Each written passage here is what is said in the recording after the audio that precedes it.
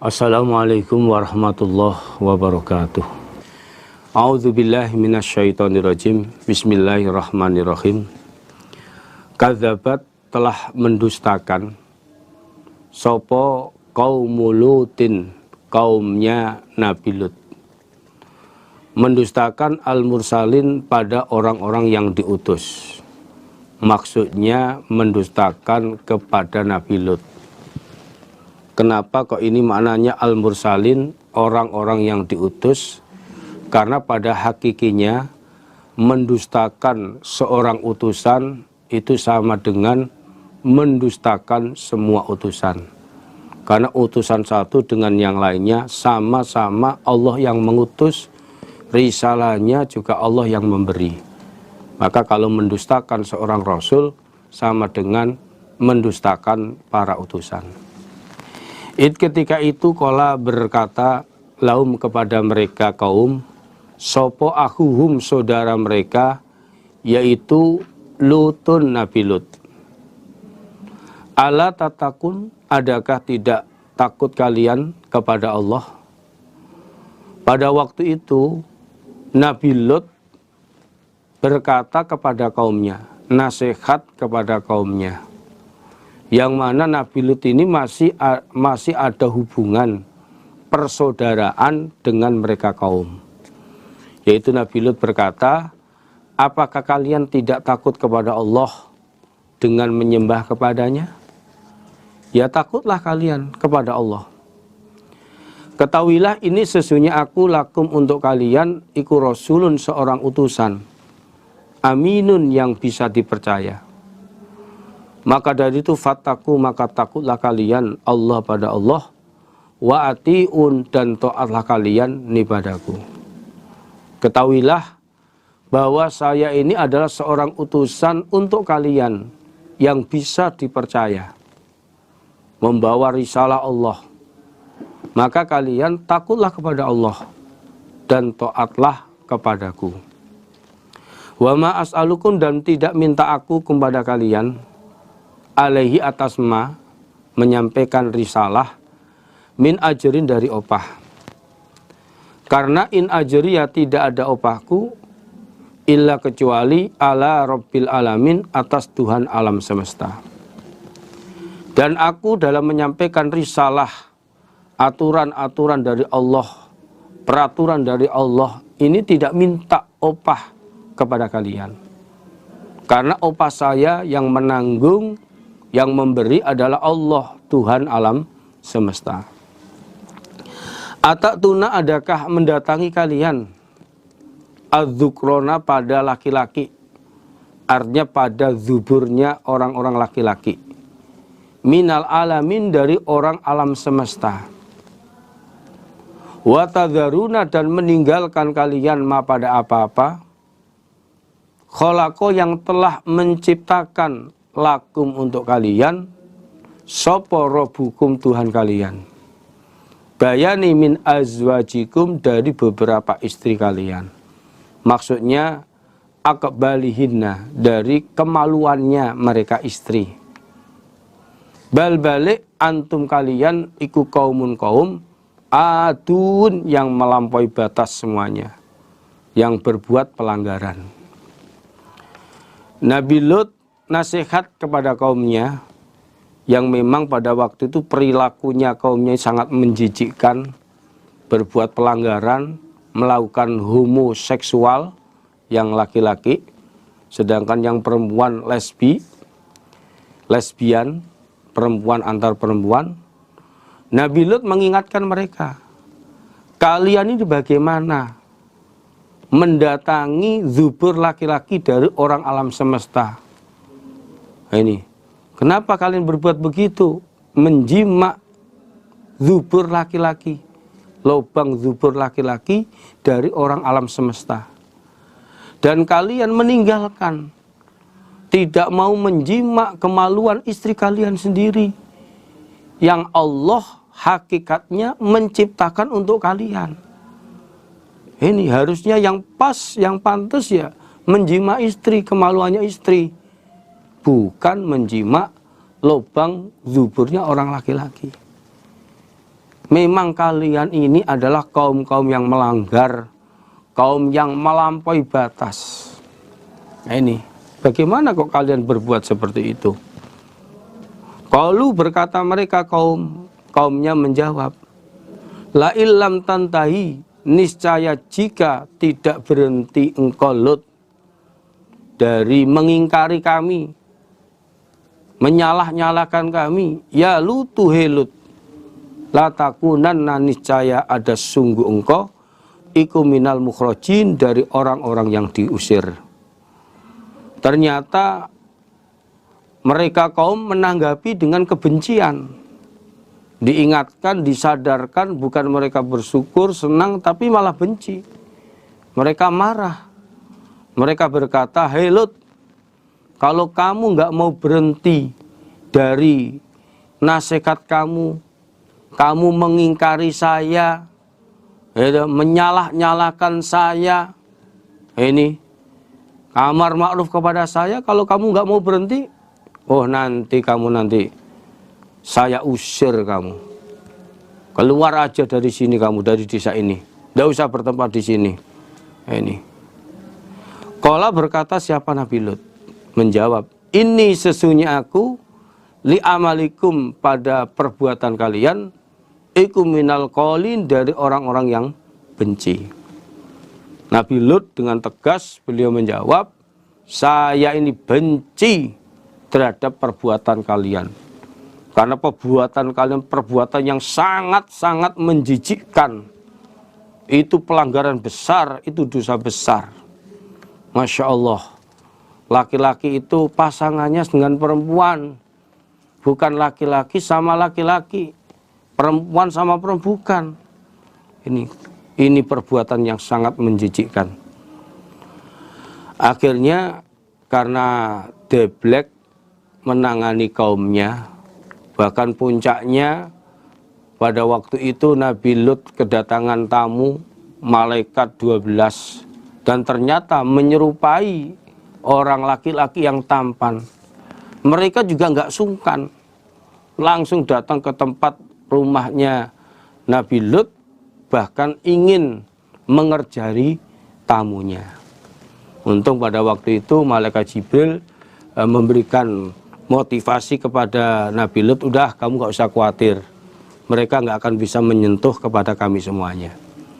Karena Debleknya menangani kaumnya yang berbuat pelanggaran yang luar biasa seperti itu, akhirnya Nabi Lut berdoa, Rabbi, wahai Tuhanku, najini, semoga menyelamatkan engkau ni padaku, wa ahli, dan keluargaku yang beriman, mimma, dari apa-apa, ya'malun, yang mengerjakan mereka.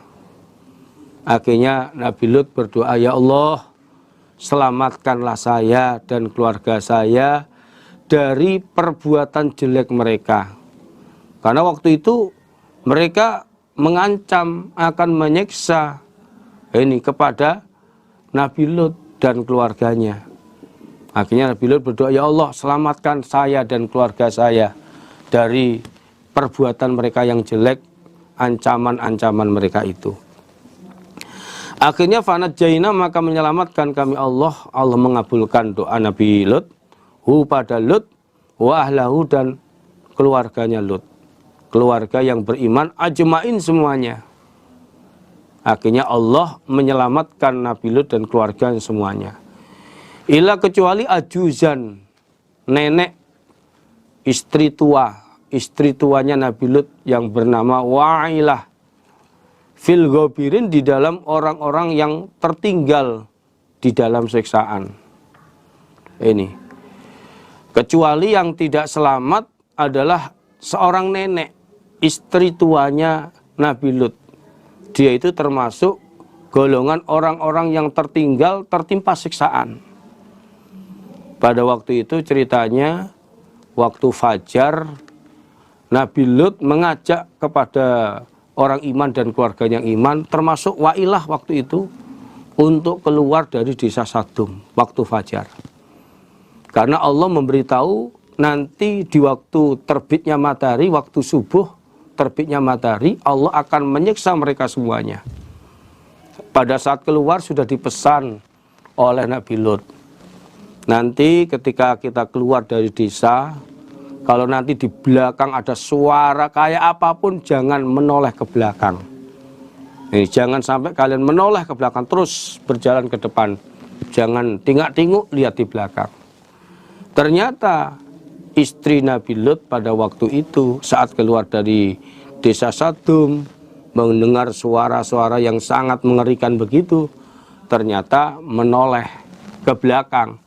Akhirnya istrinya Nabi Lut juga tertimpa siksaan. Dan memang karena ternyata istrinya Nabi Lut telah berbuat perbuatan yang tercela, perbuatan yang jelek, yaitu pada saat Nabi Lut kedatangan tamu malaikat 12 ditambah malaikat Jibril yang menyerupai orang laki-laki yang ganteng. Ternyata istrinya Nabi Lut lah yang memberitahu pada kaum itu. Nah, ini sehingga waktu itu kaum sama datang ke tempatnya Nabi Lut. Nah, sehingga dengan perbuatannya Wailah inilah akhirnya istri tua ini pun juga tertimpa siksaan. Sumadamarna, kemudian merusak kami Allah al-akhirin pada orang-orang yang lain yang tersisa selain Nabi Lut dan orang iman. Akhirnya kaumnya Nabi Lut mereka disiksa semuanya oleh Allah, yaitu wa amtorna, dan menghujani kami Allah alim atas mereka matoran pada hujan batu. Fasa'a, maka sejelek-jeleknya apa mator mundarin, hujannya orang yang ditakut-takuti. Akhirnya dan kami Allah menghujani mereka, menyiksa mereka dengan saya hujani dengan hujan batu, batu kreweng dari neraka. Maka itulah sejelek-jeleknya hujannya orang yang ditakut-takuti namun ternyata tidak takut. Ini dihujani oleh Allah dengan hujan batu. Yang ceritanya batu itu sudah ada tandanya masing-masing. Ada nama-nama orang-orang yang disiksa oleh Allah, sehingga mereka tidak akan mungkin ada yang selamat. Ini kemanapun akan dikejar oleh batu itu. Ini. Dan di samping itu setelah dihujani batu, mereka kaum Lut sama mati semua. Terus buminya dibalik oleh malaikat Jibril. Itu bisa dilihat penjelasan itu di dalam surat Hud ayat 82 sampai 83. Pada waktu itu kaumnya Nabi Lut yang mati dalam siksaan Allah ini ada kurang lebih 4 juta orang, satu desa kaum Sadum. Jadi karena kaum Lutin arba'atu alafin. Jadi kaumnya Nabi Lut itu jumlahnya ada 4 juta disiksa oleh Allah. Inna fi dzalika, sesungguhnya di dalam demikian itu tersebut ceritanya kaumnya Lut. Opola ayah, niscaya jadi ayat. Ayat kekuasaan Allah, ayat peringatan, terladang untuk bisa jadi peringatan bahwa itulah akibat orang-orang yang berbuat pelanggaran oleh disiksa oleh Allah. Dan nanti orang yang berbuat pelanggaran melakukan homoseksual, melakukan lesbian di suatu desa yang parah dalam perbuatan itu, nantinya akan sama oleh Allah juga disiksa seperti ini. Ada kalanya yaitu dihujani dengan hujan gunung Merapi meletus. Ini ada suatu daerah seperti itu, gunungnya meletus, gempa, akhirnya kena longsor tanah, mati semua. Ada yang desa seperti itu karena melakukan homo dan lesbian. Ini wa makana, dan tidak ada sapa aksarum kebanyakan mereka orang kafir iku mukminin orang-orang yang beriman. Umumnya orang kafir tidak mau beriman. Wa inna rabbaka, dan sunya Tuhan Muhammad, lawan niscaya Allah iku al-aziz, dat yang maha perkasa, ar-rahim lagi maha menyayangi. Kadzabat, telah mendustakan sapa ashabul aikah, orang yang punya gerumbul, orang yang punya semak belukar, artinya penduduk Madian, kaumnya Nabi Syuaib. Mendustakan al-mursalin pada orang-orang yang diutus, yaitu Nabi Syuaib. Ketika itu qala berkata lahum pada mereka sapa Syuaib Nabi Syuaib dinasihati, ala tatakun, adakah tidak takut kalian kepada Allah? Ya takutlah. Ketahuilah inisnya aku lakum untuk kalian iku rasulun amin, utusan yang bisa dipercaya. Maka dari itu fattaku, maka takutlah kalian Allah pada Allah. Wa atiuni, dan taatlah kalian padaku. Wa ma as'alukum, dan tidak minta aku kepada kalian alai atas ma menyampaikan risalah, min ajrin dari opah. Saya enggak minta opah. In ajriya, tidak ada opahku ila ala rabbil alamin, kecuali atas Tuhan alam semesta. Yang ngasih opah saya, bayaran saya, rezeki ya Allah. Allah Tuhan alam semesta. Aufu, menetapilah kalian al-kaila pada takaran. Wala takunu, dan jangan ada kalian ikum minal muksirin, dari orang-orang yang mengurangi takaran. Wazinu, dan menimbanglah kalian bil qistosil mustaqim, dengan timbangan yang adil, lurus, pas. Wala tabkhasu, dan jangan mengurangi kalian annasa, pada manusia, asya'ahum, pada beberapa perkara mereka. Maksudnya hak-hak mereka jangan kalian kurangi, hak-haknya sedikit pun. Wala ta'thaw, dan jangan melampaui batas kalian fil ardi, di dalam bumi, mufsidin, dengan orang-orang yang berbuat kerusakan. Nabi Syuaib memberikan nasihat kepada kaumnya, karena ceritanya kaumnya Nabi Syuaib ini termasuk pekerjaannya sebagai pedagang, tapi curang, suka nipu, suka ngurangi takaran dan timbangan. Maka Nabi Syuaib memberikan nasihat kepada mereka, kalian menetapilah takaran, jangan menjadi orang yang mengurangi takaran. Dan ketika kalian nimbang, timbanglah dengan timbangan yang adil, pas. Jangan sampai kalian mengurangi hak-haknya manusia, yaitu dengan mengurangi timbangan. Dan juga kalian jangan melampaui batas di dalam bumi dengan berbuat kerusakan, yaitu dengan berbuat kemaksiatan, berbuat pelanggaran. Wattaqu, dan takutlah kalian alladzi, pada zat, takutlah kepada zat Allah, khalaqakum, yang telah menciptakan siapa Allah kepada kalian, wal jibilata, dan beberapa golongan, beberapa makhluk, al awwalin, yang awal semuanya. Dan kalian takutlah kepada Allah. Allah adalah zat yang telah menciptakan kalian, juga yang telah menciptakan golongan-golongan makhluk umat yang dahulu sebelum kalian. Itu semua Allah yang menciptakan, termasuk kalian sendiri. Nah, ini. Setelah dinasihati seperti itu, ternyata qalu, berkata mereka kaum, innama anta, sesungguhnya engkau Syuaib, iku minal musakharin, dari orang-orang yang kena sihir, orang-orang yang disihir. Ternyata tanggapannya mereka kaum, mereka berkata, wah, kamu itu orang yang kena sihir, hai Syuaib. Makanya omonganmu ngelantur kemana kemari nggak pas, omonganmu ngawur. Nah, ini dianggap nggak benar oleh kaumnya. Wa ma anta, dan tidak ada engkau ila, kecuali basarun, manusia, mislana, semisal kami. Toh kamu itu juga manusia biasa seperti kami.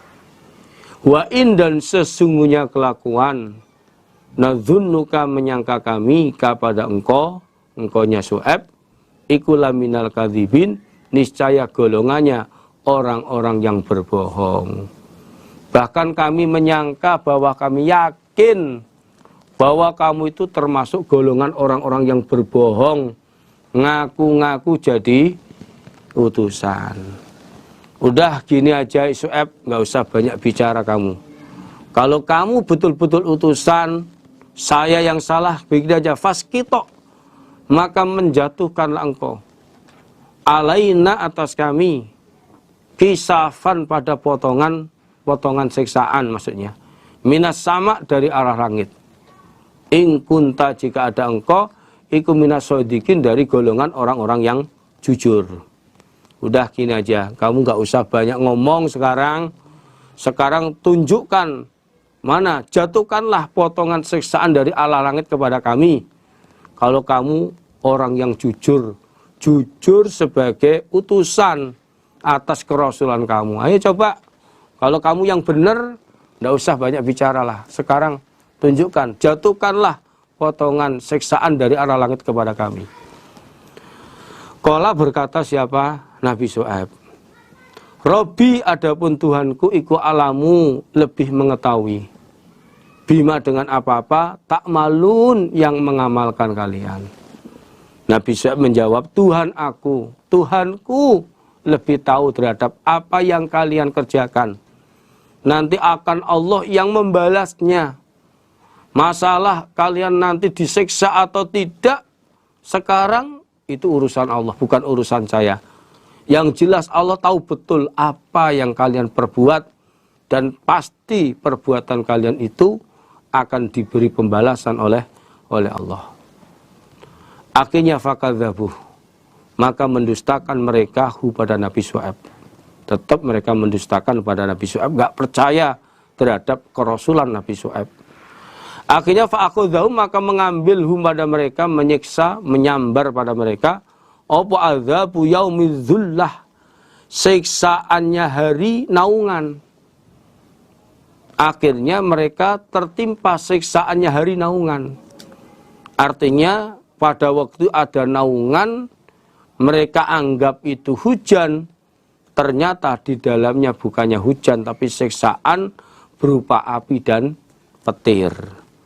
Jadi sahabatun adlathum ba'da haris syadid asobahum fa'amturat alaihim naron fahtaroku.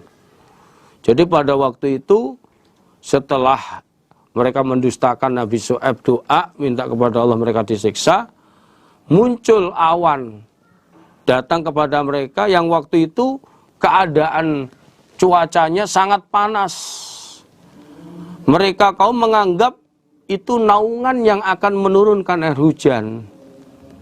Mereka anggap seperti itu. Ternyata bukannya hujan, tapi di dalamnya ada api dan sambaran petir. Akhirnya mereka kaum sama terbakar sehingga mereka mati semuanya.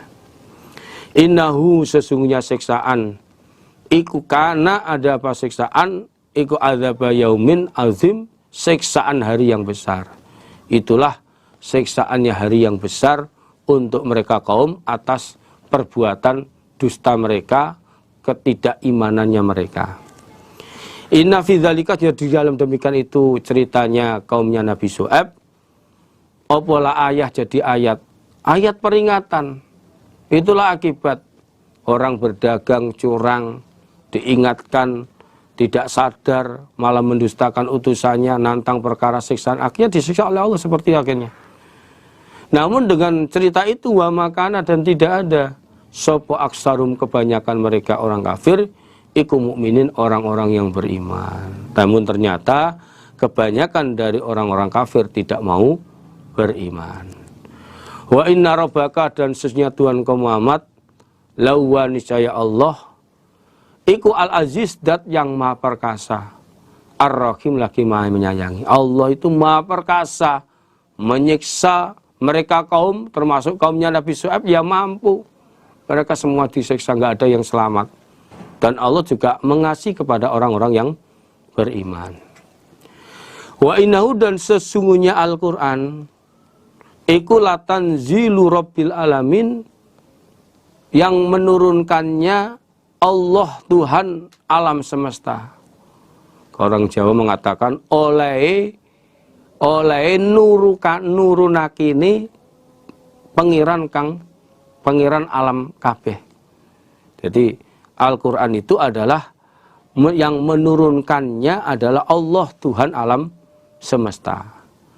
Nazala turun bi dengan Al-Quran sopo ar-ruhu ruh, yaitu malaikat Jibril.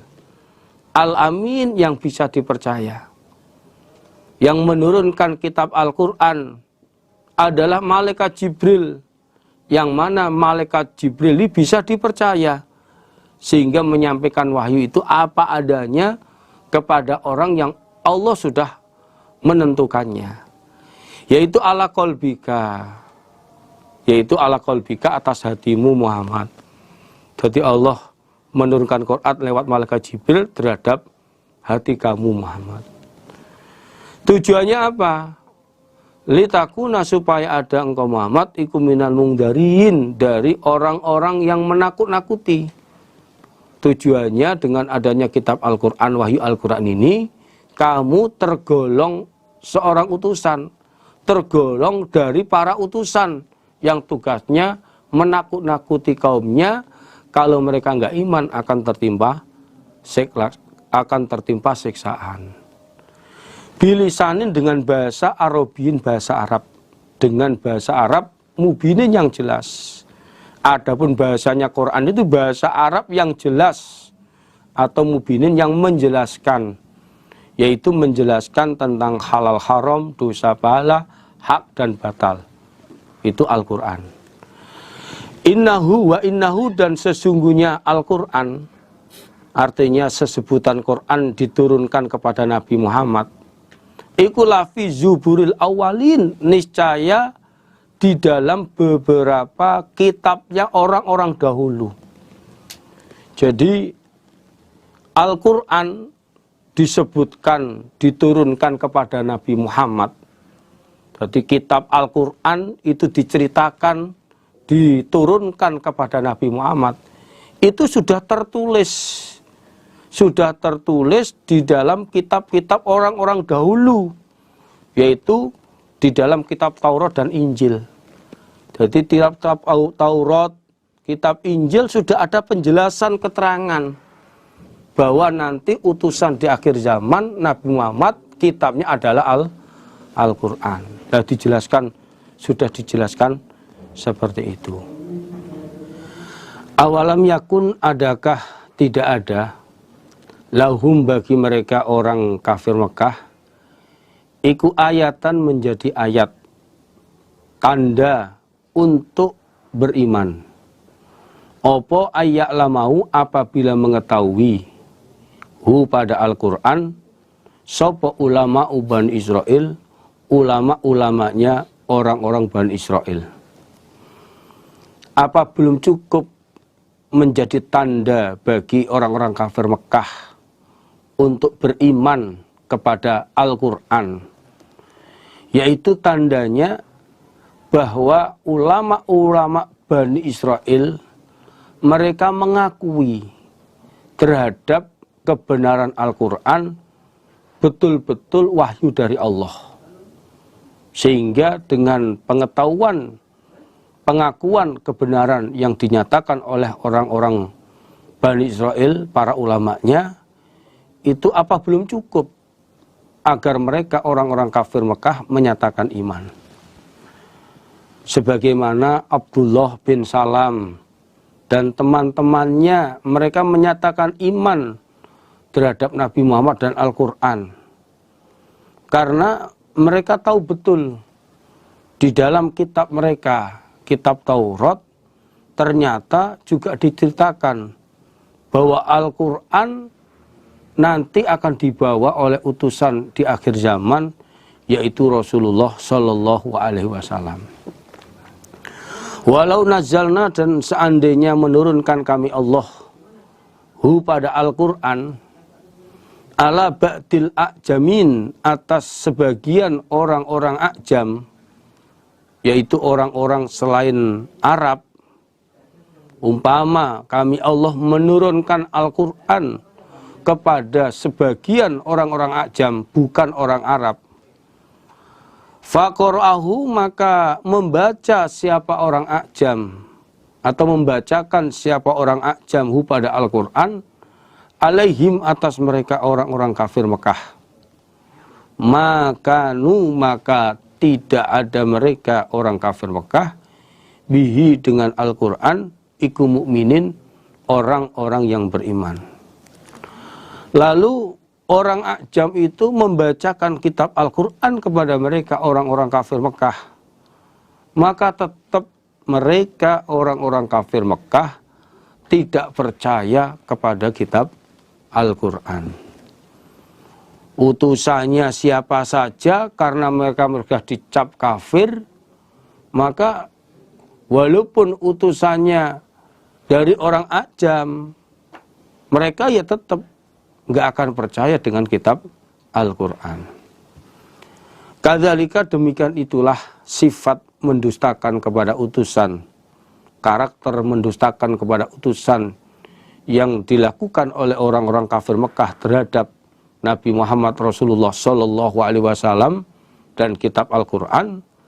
Iku salaknahu, telah memasukkan kami Allah hu pada sifat kadzalik, sifat mendustakan, fi qulubil mujrimin, di dalam beberapa hatinya orang-orang yang berdosa. Memang demikian, itulah, seperti itulah sifat tidak percaya, mendustakan pada utusan Nabi Muhammad, itu juga sama. Aku Allah memasukkannya ke dalam hatinya orang-orang yang melakukan dosa. Orang-orang kafir Mekah mendustakan kepada Al-Quran dan Nabi Muhammad itu akan terus ada sampai hari kiamat. Ya, juga orang-orang yang dosa sama juga. Jadi namanya orang kafir sejak zaman dulu sebelum Nabi Muhammad, zaman Nabi Muhammad, dan orang kafir seterusnya, itu namanya orang kafir terhadap Al-Quran.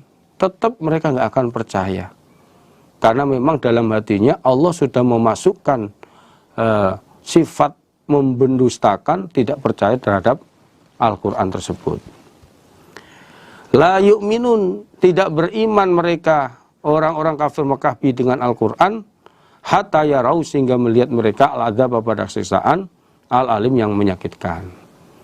Mereka terus tidak mau beriman, ya, terhadap Al-Quran, sampai mau beriman kalau mereka betul-betul melihat siksaan yang menyakitkan.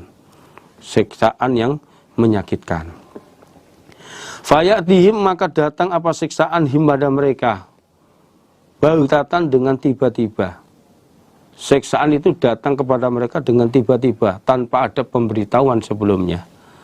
Wahum, sedangkan mereka ikulaya surun, tidak merasa, mereka tidak tahu terhadap datangnya siksaan. Akhirnya fayakulu, maka berkata mereka saat tertimpa siksaan, hal adakah nahnu kami, iku mungdzurun, orang-orang yang diberi waktu, diberi kesempatan kembali lagi ke dunia. Allah berfirman, afa bi adzabina, adakah maka kepada siksaan kami Allah, iku yastajilun, sama minta tergesa-gesa mereka. Maka pada saat mereka tertimpa siksaan, siksaan menimpa pada mereka yang mereka minta sendiri, baru mereka menyesal atas kekafirannya itu. Apa kami sudah tidak ada lagi kesempatan lagi hidup di dunia, kembali ke dunia untuk memperbarui kami, memperbarui kelakuan kami yang dulu kami nggak percaya dengan Al-Quran, bisa nggak kira-kira? Ini ungkapan penyesalan yang nggak mungkin itu terjadi. Allah berfirman, apakah mereka orang-orang kafir minta tergesa-gesa kepada siksaanku? Loh, dulu sebelumnya mereka minta-minta sendiri agar siksaan segera datang. Ini, nah kenapa kalau sudah siksaan datang kok mereka baru menyesal? Afara'aita, adakah maka melihat engkau Muhammad? Apakah kamu melihat Muhammad? Immat ta'nahum, jika memberi kesenangan kami Allahum pada mereka orang kafir Mekah, sinin, pada beberapa tahun. Summa ja'ahum, kemudian datang hum pada mereka, apa apa siksaan, kanu yang telah ada mereka, iku yu'adun, dijanjikan mereka. ma'auna, maka tidak bisa menolak anhum dari mereka orang-orang kafir Mekah opo ma apa-apa kanu yang telah ada mereka iku yumataun diberi kesenangan mereka. Muhammad, bagaimana menurut pendapatmu? Apakah kamu melihat, Muhammad, andai kata kami Allah memberikan kesenangan kepada mereka orang kafir beberapa tahun, mereka diberi umur panjang dalam keadaan berhasil, harta dunia mereka semakin melimpah, lalu mereka kedatangan siksaan yang dijanjikan pada mereka. Mereka kedatangan siksaan yang sebelumnya mereka sudah diancam kalau mereka kafir akan kena siksaan. Maka Muhammad, harta dunia, kekayaan yang mereka diberi kesenangan itu, mereka mendapatkan kesenangan harta dunia yang melimpah ruah itu sedikit pun tidak akan bisa menolak mereka dari siksaan Allah. Mereka tetap disiksa oleh Allah. Harta yang melimpah nggak ada gunanya, nggak ada manfaatnya, nggak akan bisa menolak, menghindar, menyelamatkan mereka dari siksaan Allah. Wa ma'ahlakna, dan tidak merusak kami Allah min qaryatin, dari desa, artinya penduduknya, illa kecuali lah bagi desa tersebut mungdirun, orang-orang yang menakut-nakuti. Jadi setiap desa yang aku rusak, setiap desa yang aku seksa, pasti dalam desa itu ada utusannya, yang mana utusannya selalu menakut-nakuti kepada penduduknya, mengingatkan kepada penduduknya kalau tidak mau beriman pasti akan kena siksaan. Itu sama sebagaimana orang-orang kafir Quraisy sama. Setiap penduduk desa yang aku rusak itu pasti ada rasulnya, utusannya yang sudah memberikan peringatan terlebih dahulu kalau nggak iman akan kena siksaan. Seperti itu dzikra. Ini ada beberapa makna. Yang pertama bisa sebagai hal, ini dengan mengingatkan, dengan keadaan mengingatkan. Atau yang kedua karena mengingatkan, sebagai maf'ul mutlak. Atau dzikra dengan mengingatkan, Jadi semua itu sebagai peringatan. Semua ini sebagai peringatan bahwa orang yang kafir akan disiksa oleh Allah. Ini. Jadi bisa sebagai hal, maknanya ini, atau bisa sebagai maf'ul li ajlih, atau sebagai maf'ul mutlak. Bisa maknanya dengan keadaan mengingatkan, karena mengingatkan, atau dengan, kalau bahasa Jawa ini, kelawan ngilingake, dengan mengingatkan. Wa makuna, dan tidak ada kami Allah iku zalimin, orang-orang yang menganiaya. Dan kami Allah tidak menganiaya. Mereka disiksa salahnya sendiri. Sudah dikasih utusan, sudah dikasih peringatan, tapi mereka tidak menghiraukan dengan peringatan itu. Wa ma tanazzalat, dan tidak turun bihi dengan Al-Quran sapa asyayatin, beberapa setan. Wa ma yang bagi, dan tidak pantas apa Al-Quran lahum, bagi mereka setan. Wa ma yastati'un, dan tidak mampu mereka setan. Dan setan tidak mungkin menurunkan Al-Quran. Turunnya Al-Quran bukan dari setan. Turunnya Al-Quran bukan dari setan. Dan Quran nggak pantas bagi setan itu sendiri. Bahkan setan nggak akan mampu membawa Al-Quran. Jadi Quran itu yang menurunkan bukan setan, dan Quran nggak pantas bagi setan, bahkan setan nggak akan mampu membawa kitab Al-Quran. Sebab innahum sesungguhnya mereka, setan, anis sam'i dari pendengaran, mendengarkan kalamnya para malaikat, termasuk Al-Quran, ini saat di langit, iku lama zulun, niscaya orang-orang yang diusir, ditundung oleh bintang syihab, bintang obor. Karena mereka setan setiap ingin mencuri kalam Allah, ucapan para malaikat, ingin mendengarkan kitab Al-Quran, maka mereka selalu diusir oleh lintang obor, lintang syihab. Akhirnya mereka nggak bisa, karena dikejar, dilempar oleh bintang obor. Kalau kena mereka mati terbakar. Sebagaimana dijelaskan dalam surat Shofat ayat 6-10. Jadi lintang obor akan melempari mereka dari segala arah. Maka Allah lah menjaga kemurnian kitab Al-Quran ini. Sebagaimana diterangkan dalam surat Hijr ayat 9. Bahkan barang batal nggak akan mungkin bisa bercampur dengan Al-Quran.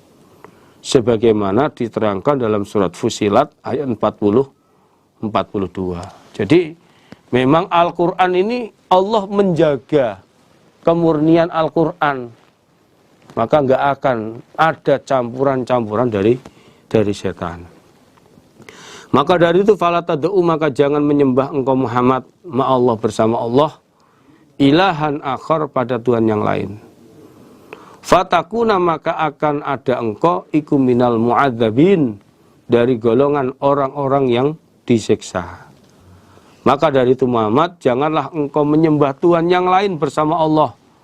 Jangan menyekutukan Allah. Maka kamu akan menjadi golongan orang-orang yang tertimpa siksaan. Wa angdir, dan menakut-nakutilah engkau Muhammad, asyirotaka, pada keluarga engkau, batik engkau, al-aqrabin, yang dekat semuanya. Wahai Muhammad, kamu menakut-nakutilah, nasekatilah kerabatmu yang dekat. Nah, kerabat Nabi dekat yaitu Banu Hashim, Banul Muthalib. Ini kerabat paling dekat dengan Nabi. Dan ini yang pertama kali ditakut-takuti Nabi, dinasekati oleh Nabi dengan terang-terangan. Kalau nggak mau beriman ya akan tertimpa siksaan. Setelah turun surat Asy-Syu'ara ayat 214 ini, Nabi Muhammad sebagai menggugurkan kewajibannya, di dalam hadis Bukhari kitab tafsir dijelaskan, lama nazalat wa angdir ashiratakal aqrabin, so'idan nabiyyu sallallahu alaihi wasallam ala sofa, faja'ala yunadi ya bani Fihrin, ya bani Adi, libunu Quraisyin hatta cetama'u. Pada waktu itu Nabi naik ke Gunung Sofa. Lalu Nabi memanggil-manggil, wahai bani Fihr, wahai bani Adi, yaitu kerabat-kerabat dari orang Quraisy, sampai mereka berkumpul semuanya.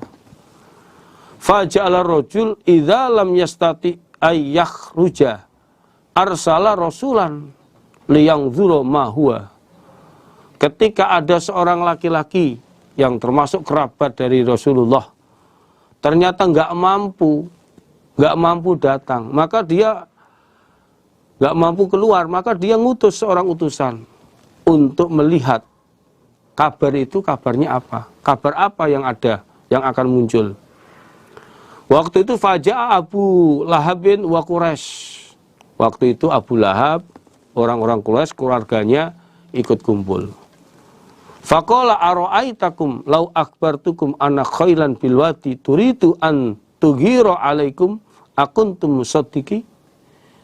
Wahai orang-orang kalian, bagaimana pendapat kalian? Umpama saya memberikan kabar bahwa ada pasukan kuda di balik jurang mengendaki mau menyerang kepada kalian.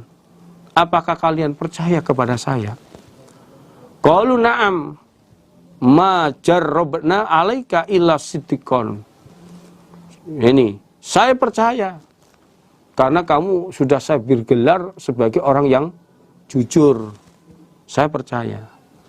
Akhirnya qala fa inni nadhirun lakum baina yaday adzabin syadid. Saya memberikan peringatan kepada kalian, menakut-nakuti kalian tentang adanya siksaan kepada kalian kalau kalian nggak mau beriman. Kalau kalian nggak iman nanti kena siksaan. Ini ternyata faqala Abu Lahab tabban laka ya'sar al-yaum asairal yaum alihada jama'tana. Langsung Abu Lahab marah. Rugi kamu Muhammad untuk seluruh hari. Apa karena itu?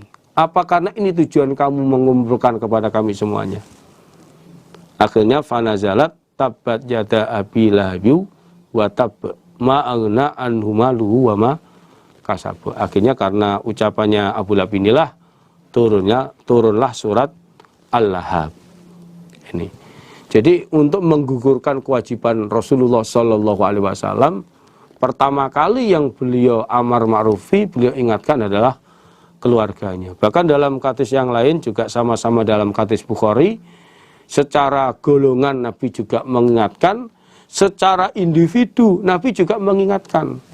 Sebagaimana riwayat anak Abu Hurairah kaum Rasulullah Shallallahu Alaihi Wasallam, hina anzalallah wa angdir ashirata aqrabin, qala ya ma'syara Quraisy kalimatan nahwaha istaru anfusakum la ugni ankum minallahi syai'a. Ya Bani Abdul Manaf la ugni ankum minallahi syai'a. Ya Abbas bin Abdul Muthalib la ugni anka minallahi syai'a. Wa ya Safiyah ammati Rasulillah la ugni anki minallahi syai'a. Wa ya Fatimah binta Muhammadin salini ma syi'ti min mali la ugni anki minallahi syai'a. Jadi Nabi memanggil secara golongan orang-orang Quraisy. Nah ini, wahai Abdul Manaf, wahai Abbas bin Abdul Muthalib secara khusus, wahai Sofiyah, bibiknya Nabi, wahai Fatimah, putri Nabi sendiri. Nah ini, aku tidak bisa menolak sedikit pun siksaan Allah dari kalian. Saya nggak bisa menyelamatkan siksaan Allah yang akan menimpa kepada kalian bila kalian tidak beriman. Jadi tanggung jawab pertama kali di dalam mengingatkan adalah kepada keluarganya, sebagaimana Rasulullah Shallallahu Alaihi Wasallam. Sama dengan bandingan Al-Quran yang lain dalam surat Tahrim, ya ayyuhalladzina amanu qu anfusakum wa ahlikum naro. Maka kerabat paling dekatlah untuk selalu diingatkan. Sama orang sedekah juga sama. Orang itu berbuat baik juga pertama kali kepada keluarganya. Jangan sampai dikenal dermawan oleh orang lain, ternyata di keluarganya sendiri dikenal sebagai orang yang pelit. Itu namanya keliru. Tanggung jawab pertama adalah kepada keluarganya, termasuk di dalam mengajak untuk menetapi agama Islam dan kitab Al-Quran. Wafid dan andap asorlah engkau, rendah dirilah engkau, janakaka pada sayap engkau. Merendahkan engkau, janakaka pada sayap engkau. Rendah diri. Menghargai.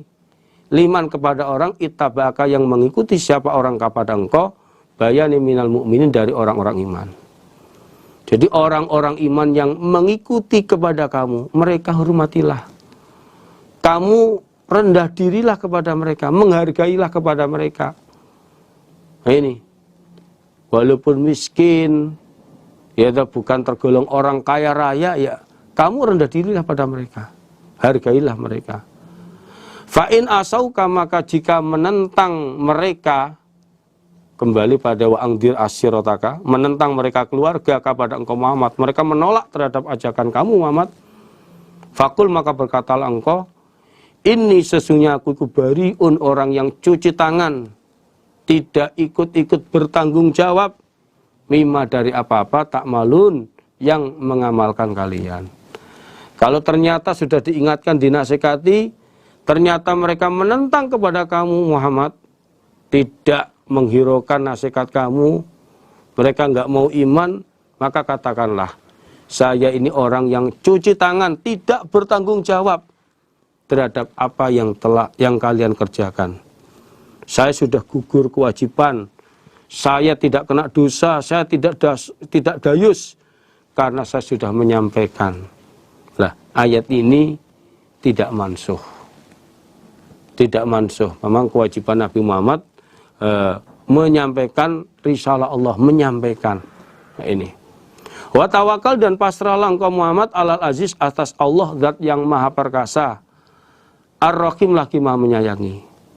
Dan kamu Muhammad pasrahlah kepada Allah zat yang maha perkasa lagi maha menyayangi. Mereka beriman atau tidak itu urusannya Allah nanti. Orang manusia usaha ya, mengingatkan amar ma'ruf, barangkali Allah mengendaki mereka menjadi orang yang beriman. Allah itu alladzi zat yaroka, melihat siapa Allah kepada engkau Muhammad. Hinatakum, ketika berdiri engkau, berdiri mengerjakan sholat. Wa taqallubaka, dan bolak-baliknya engkau fis sajidin, di dalam orang-orang yang sujud. Innausnya Allah wa dia Allah iku asami, zat yang maha mendengar, al-alim lagi maha mengetahui. Allah yang maha kasih sayang, maha perkasa, adalah zat yang tahu engkau, melihat engkau ketika kamu berdiri sholat, atau ketika kamu bolak-balik orang-orang yang sujud juga mengerjakan sholat. Allah tahu. Atau bisa dikasih suatu pengertian, hinatakum, ketika kamu sholat dalam keadaan sendiri, wa taqallubaka fi jadidin, ketika kamu mengerjakan sholat berjamaah. Jadi yang pertama tadi pokoknya ketika kamu sholat, bolak-balik sujud, sholat, Allah tahu.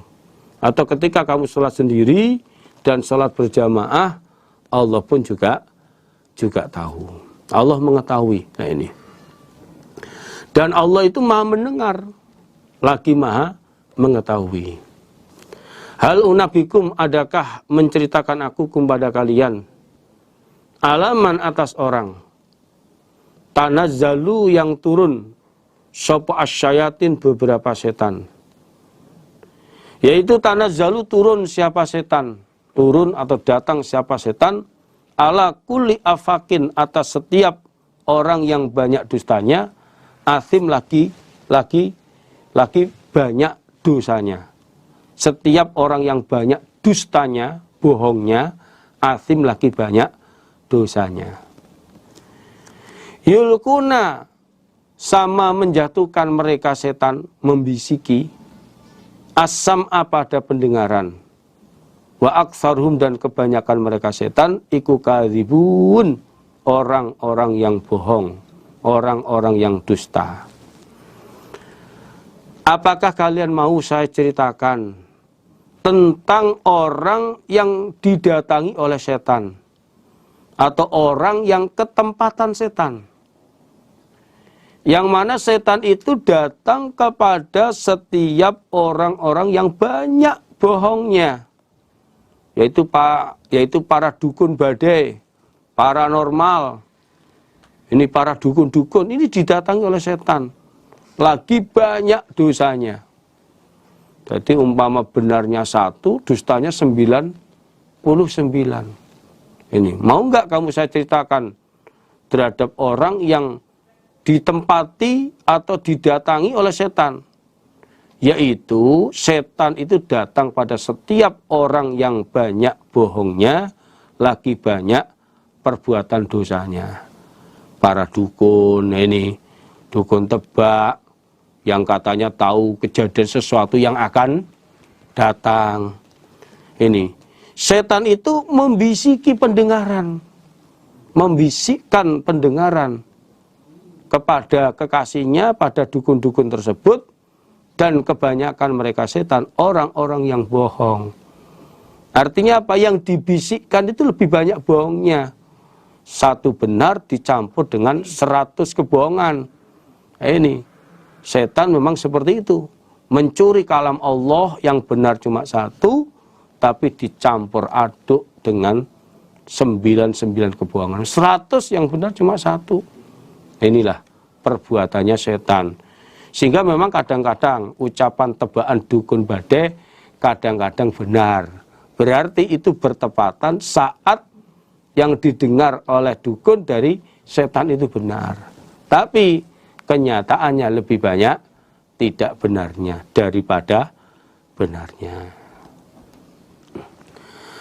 Wasyu'ara, dan orang-orang yang menyanyi, orang-orang yang melakukan tukang lagu, iku yatba'uhum, mengikuti hum pada mereka, sopo al-gawun, orang-orang yang durhaka.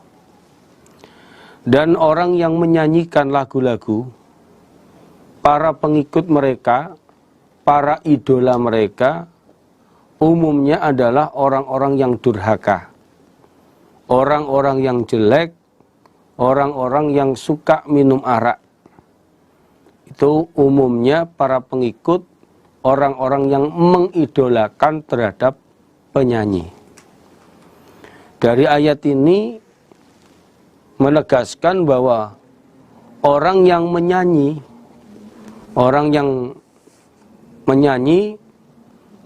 itu rata-rata pengikutnya orang-orang yang jelek. Maka ayat 224 ini dimansuh. Ngasihnya ayat 227. Artinya tidak semuanya penyanyi itu orangnya jelek. Berarti tidak semuanya orang yang nyanyi itu jelek.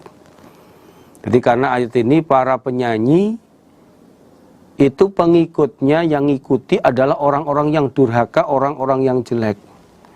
Berarti kalau pengikutnya itu orang yang jelek, orang yang nyanyi, yang menyanyi itu berarti juga orang yang jelek. Maka karena itulah ayat 224 ini dimansuh. Sedangkan nasihatnya ayat 227. Artinya kalau orang iman yang nyanyi itu nyanyiannya mengandung hikmah. Ini kalau orang iman nyanyiannya ada hikmahnya. Alam taro, adakah tidak melihat engkau Muhammad, annahum, sesungguhnya mereka orang yang menyanyi, orang yang berlagu-lagu, iku fi kulli wadin, di dalam setiap jurang, yahimuna, sama meneruskan mereka. Artinya sama melakukan mereka. Muhammad, bukankah kamu tahu bahwa mereka para tukang lagu-lagu, orang yang menyanyi, di dalam setiap kejadian yang kayak apapun, dalam kejadian yang kayak apa saja, mereka ini bisa menyanyi, bisa menciptakan lagu menjadi suatu nyanyian. Jadi mingkuli wadin maksudnya kata-kata kinayah. Jadi dalam setiap keadaan, setiap kejadian apa saja itu bisa dinyanyikan. Ada kejadian gempa, dia bisa menciptakan lagu. Termasuk sekarang ini musim terjadinya penyebaran COVID-19 corona, para penyanyi bisa menyanyikan lagu-lagu yang berkaitan dengan corona. Bab masalah cinta juga bisa menyanyikan yang arahnya ke bab masalah percintaan.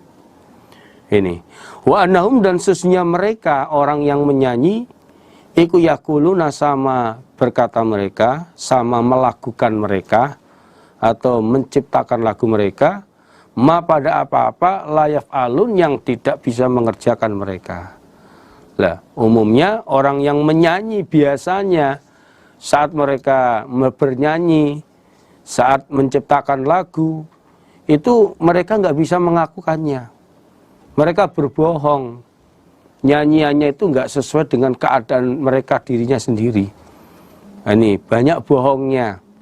Ini ila kecuali, ini sebagai nasihatnya tadi, kecuali alladzina orang-orang amanu yang beriman mereka, wa amilu dan beramal mereka, as-sholihat pada beberapa kebaikan, wa dzakaru dan ingat mereka atau menyebut mereka Allah pada Allah kafiron dengan ingat yang banyak atau dengan menyebut yang banyak. Bahkan wang tansoru dan minta pertolongan mereka kepada Allah. Mimba dimadzurimu dari setelahnya dianiaya mereka. Dianiaya oleh orang-orang kafir. Kecuali ya, para penyanyi yang bukan penyanyi yang jelek adalah orang-orang yang beriman dan beramal yang baik. Mereka selalu ingat kepada Allah dengan ingat yang banyak. Atau mereka selalu menyebut Allah dengan menyebut yang banyak.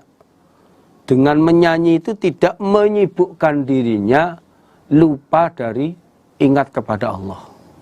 Jadi kalau orang iman walaupun pintar menyanyi, bukan berarti dia pintar nyanyi itu menjadikan dia sibuk lupa diri dari ingat kepada Allah. Orang iman selalu ingat kepada Allah.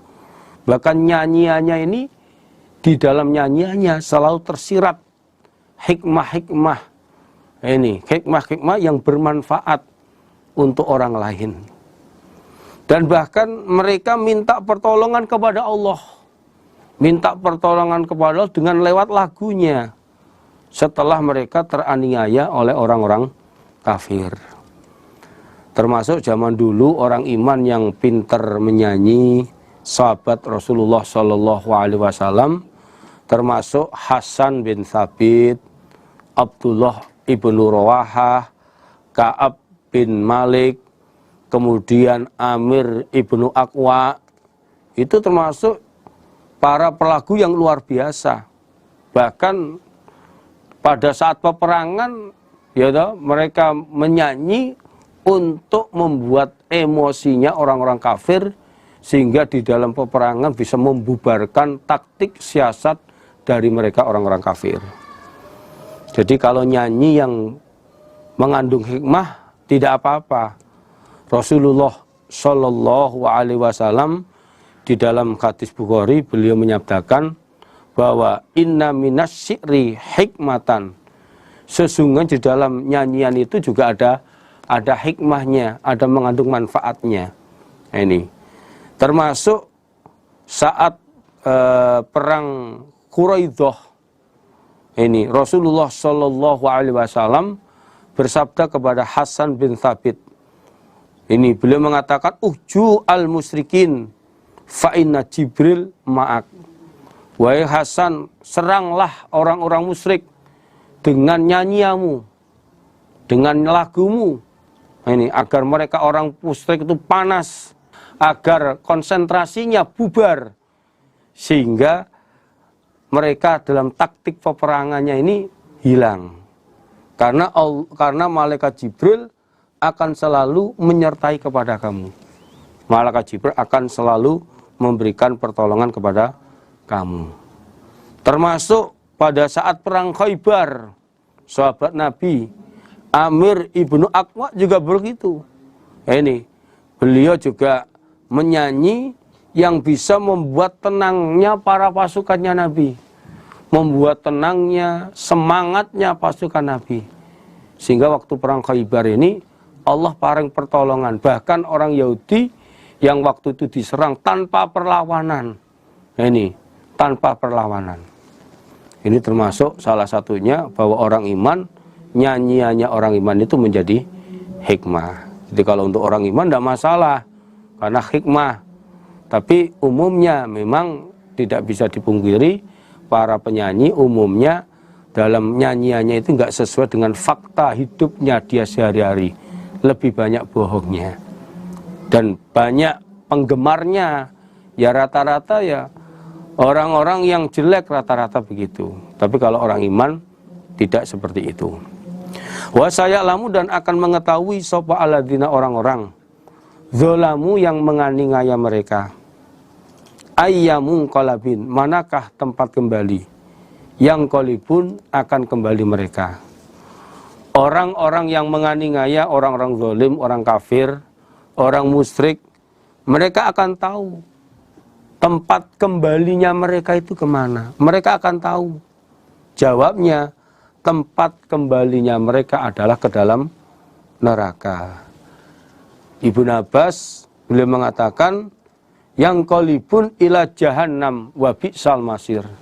Jadi tempatnya orang yang menganiaya, orang musyrik, orang kafir, yaitu ke neraka jahanam. Dan neraka jahanam itulah sejelek-jeleknya tempat kembali mereka.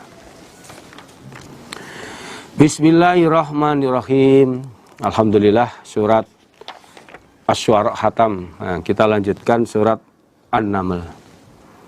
Tasin, ayat mutasabihat. Allah berfirman, wa ma ya'lamu ta'wilahu ilallah. Jadi tidak ada yang mengetahui arti dari ayat mutasabihat, termasuk beberapa huruf yang ada di awal surat ini, kecuali hanyalah Allah. Tilka, adapun demikian itu, artinya ini, adapun ini, iku ayatul Quran, beberapa ayat Al-Quran, wa kitabin, dan kitab, mubinin, yang jelas. Ini dalam surat An-Naml adalah ayat-ayat Al-Quran dan kitab yang jelas. Atau maknanya menjelaskan atau menerangkan, yaitu menerangkan antara barang hak dan barang batal. Hudan menjadi petunjuk, Al-Quran menjadi petunjuk, pegangan dari kesesatan. Dengan Quran itu akan tahu mana yang sesat. Wa busro, dan menjadi kabar gembira, yaitu kabar gembira surga lil mu'minin, untuk orang-orang yang beriman. Jadi Quran itu juga menjadi kabar gembira bagi orang iman. Di dalam sebuah hadis diterangkan, Al-Qur'anu syafi'un musyafa'un wa mahkil musaddaq, man ja'alahu amamahu qadau ilal jannah, wa man ja'alahu khalfahu saqau ilan nar. Jadi Al-Quran itu bisa memberikan syafaat, syafi'un musyafa', bisa memberikan syafaat dan berhak untuk memberikan syafaat. Wa makilun musaddaq, pelapor yang dibenarkan. Maka barang siapa yang menjadikan Al-Quran di depannya, maka Quran itu akan menuntun orang itu masuk ke dalam surga.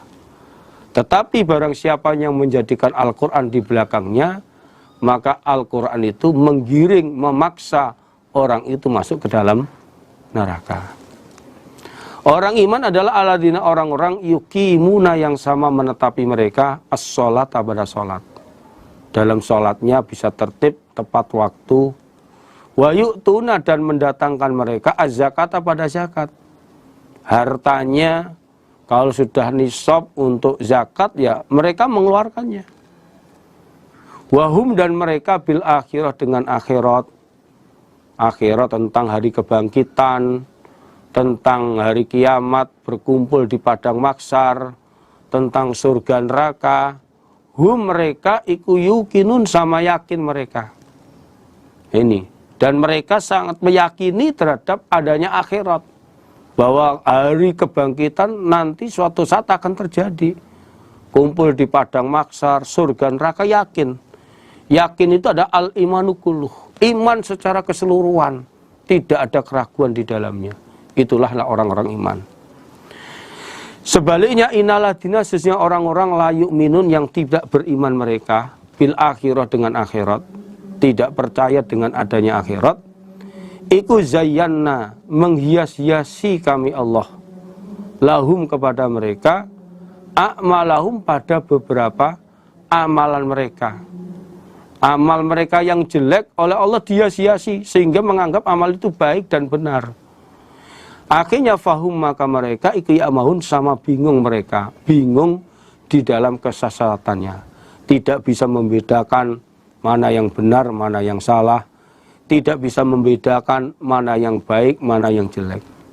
Ini kebalikannya, orang yang tidak percaya dengan akhirat, orang kafir, amal mereka kami hias-hiasi. Amalnya dia sia-sia, merasa benar, merasa paling baik. Akhirnya mereka bingung dalam kesesatan, tidak bisa memilah mana yang benar, mana yang salah. Ini. Ulaika adapun demikian itu mereka, iku alladzina orang-orang, lahum bagi mereka su'ul azab, jeleknya siksaan. Mendapatkan siksaan yang jelek di dunianya. Ini di dunia termasuk diperangi oleh orang-orang iman. Termasuk kalah dalam perang Badar. Wahum dan mereka fil akhirah di dalam akhirat. Iku hum mereka. Iku al-ksarun orang-orang yang rugi. Terlebih lagi nanti di akhirat mereka adalah orang-orang yang rugi. Yaitu mereka masuk ke dalam neraka. Wa innaka dan siang engkau Muhammad iku latulakko. Niscaya diajari engkau mendapatkan pelajaran engkau Al-Qur'ana pada Al-Qur'an, mangkul Al-Qur'an min ladun hakimin, dari sisinya Allah zat yang maha menghukumi, alimin lagi maha mengetahui. Kamu mendapatkan pelajaran Al-Qur'an, mendapatkan ilmu Al-Qur'an itu hakikatnya dari Allah. Allah zat yang maha menghukumi lagi maha mengetahui.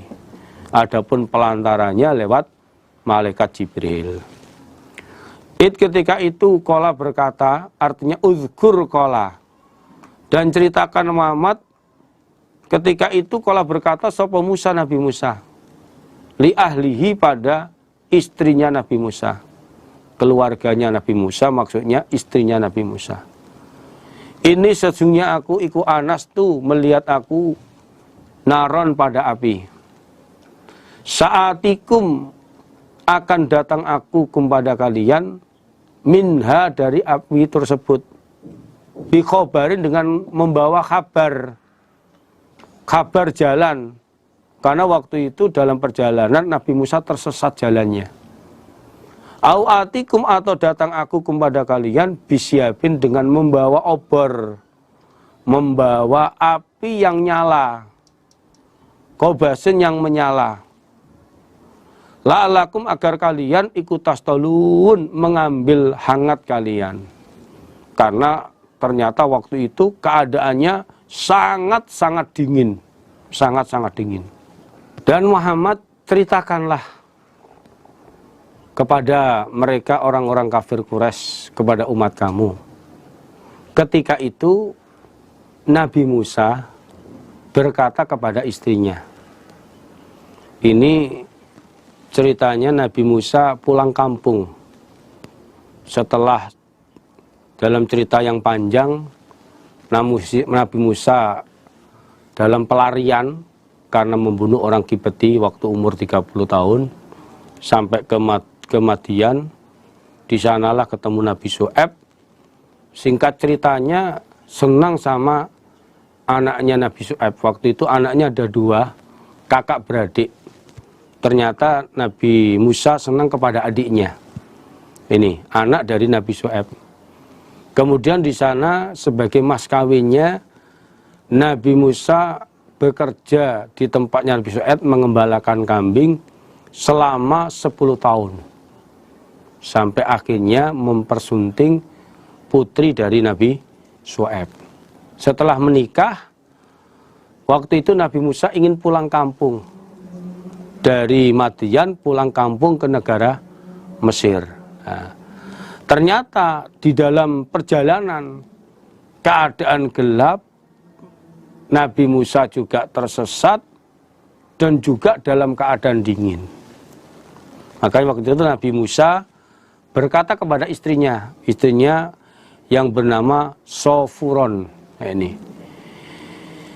Sesungguhnya aku melihat api.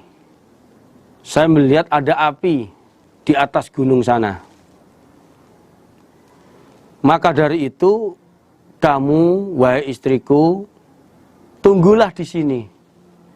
Saya akan datang ke sana. Barangkali di sana ada kabar jalan yang benar untuk menuju Mesir. Saya bisa cari informasi.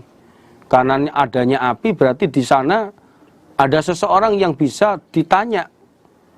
Ini jalan yang benar menuju Mesir itu di mana? Atau saya bisa datang dengan kalian membawa api yang menyala. Sehingga tujuannya supaya kalian bisa mengambil hangat. Karena cuaca sekarang kondisinya dingin, ya dengan api itu bisa menjadi penghangat. Penghangat badan dari hawa yang dingin yang seperti ini. Akhirnya betul, falamma ja'a, maka ketika datang siapa Nabi Musa, datang ke gunung tersebut, yaitu Gunung Tur Sinai, nudia, maka dipanggil siapa Nabi Musa. Tiba-tiba Nabi Musa dipanggil dari arahnya Gunung Tur. Ini, di Gunung Sinai tadi. Panggilannya an bahwasanya burika dibarokai. Siapa man orang, finnar di dalam api. Orang yang ada di api itu dibarokai, artinya Nabi Musa banyak mendapatkan kebaikan. Waman dan orang, artinya para malaikat, haulahu di sekitarnya api. Wa subhanallah, dan maha suci Allah, Rabbil alamin, Tuhan alam semesta. Ternyata sesampainya di sana, Nabi Musa datang ke tempat tersebut di puncak Gunung Tur Sinai. Ternyata di sana Nabi Musa dipanggil. Ada suara tanpa wujud. Ada suara tapi nggak ada wujudnya.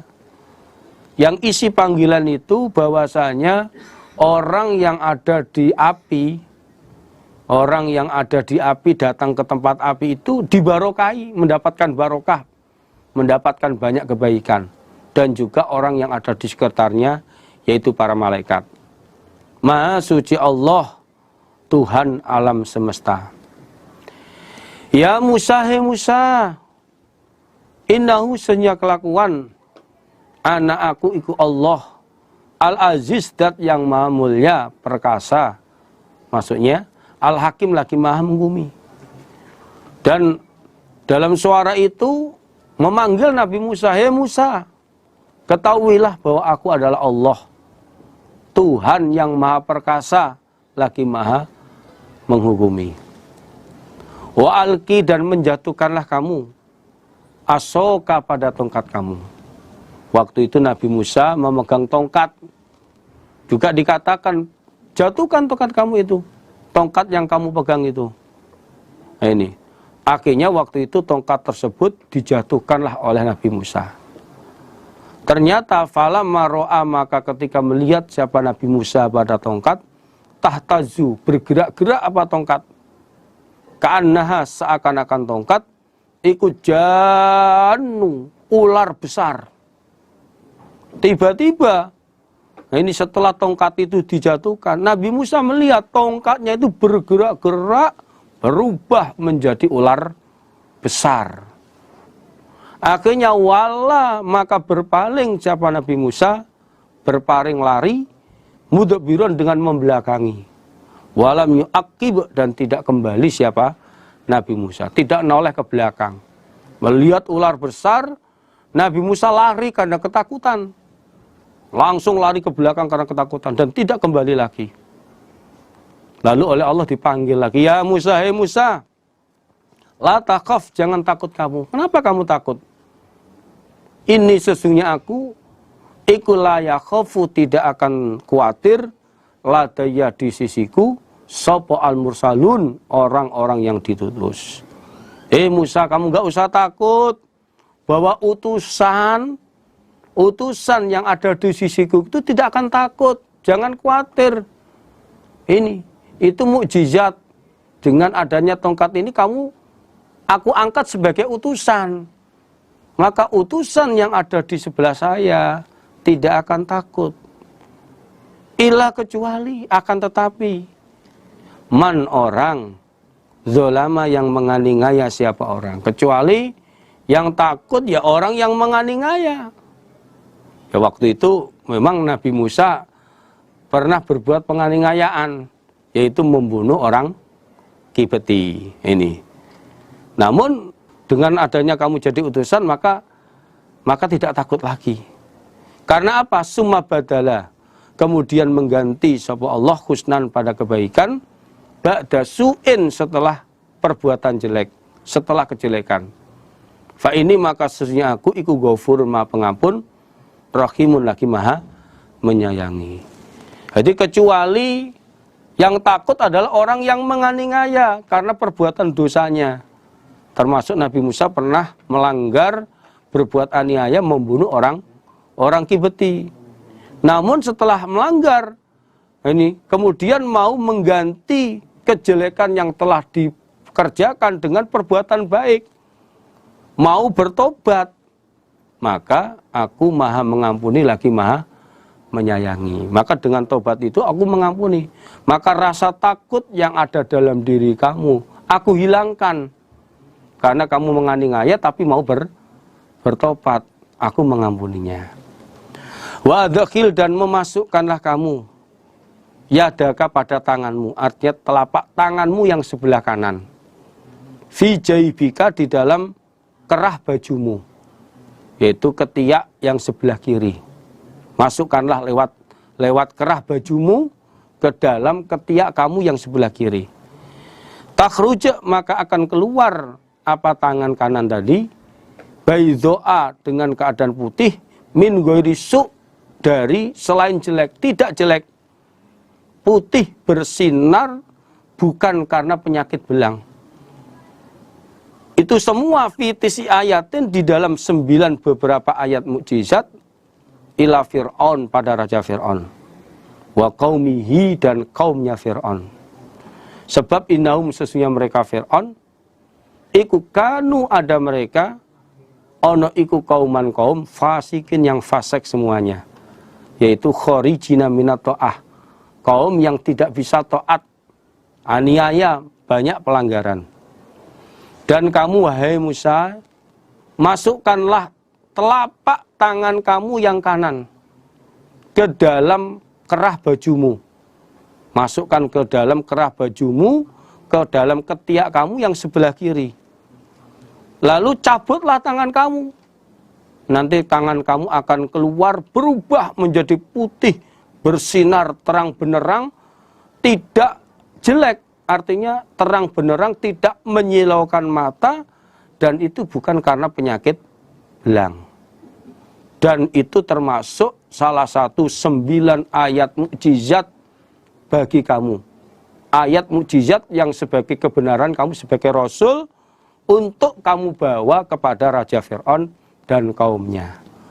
Karena mereka kaum itu kaum yang fasik, kaum yang suka pelanggaran. Maka dengan mukjizat ini untuk kamu tunjukkan kepada mereka bahwa kamu saya angkat menjadi utusan. Falamma ja'at, maka ketika datang hum, pada mereka Fir'aun, apa ayatuna, beberapa ayat kami Allah mukjizat, mubsyiratan, dengan jelas, dengan menerangi, qalu, maka berkata mereka Fir'aun, hadza, ini yang aku lihat, iku sihrun, sihir, mubinun, yang jelas. Namun ternyata Raja Fir'aun ketika kedatangan ayatku, mereka kedatangan ayat mukjizatku dengan jelas, mereka malah berkata, ini yang aku lihat, tongkat berubah menjadi ular, tangan bisa bersinar, wah ini sihir yang jelas ini. Jadi kedatangan mukjizat Nabi Musa, ternyata Fir'aun tidak mau beriman. Alhamdulillah, jazakumullahu khairan. Moga-moga Allah paring manfaat dan barokah. Untuk pertemuan kali ini cukup, insya Allah ini yang bisa kami sampaikan. Ada kurang lebihnya mohon maaf yang sebesar-besarnya. Alhamdulillah, jazakumullahu khairan. Assalamualaikum warahmatullahi wabarakatuh.